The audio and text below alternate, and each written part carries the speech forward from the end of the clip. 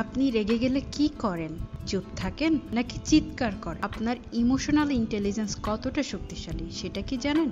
Emotional intelligence মানে কি?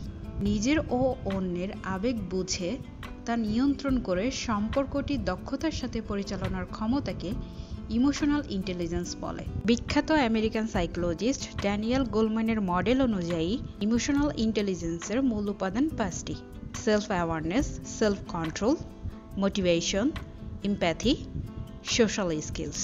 Emotional intelligence বাড়ানোর কৌশলগুলো কি কি চলুন জেনে আসি। প্রতিদিন 5 মিনিট সেলফ রিফ্লেকশন করুন। অন্যের কথা ইন্টারাপ্ট না করে মন দিয়ে শুনুন। কোনো নেগেটিভ ইমোশনের সময় নিজের আবেগ লিখে রাখুন। ব্লেম দিয়ে না, আই ফিল দিয়ে কথা শুরু করুন।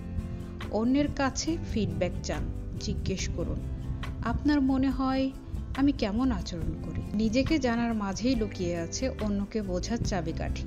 ইমোশনাল ইন্টেলিজেন্স শুধু স্কিল না, এটা আমাদের জীবনের প্রাচুর্য। ভিডিওটি ভালো লেগে থাকলে লাইক, কমেন্ট, শেয়ার করে মানুষের উপকার করতে ভুলবেন না।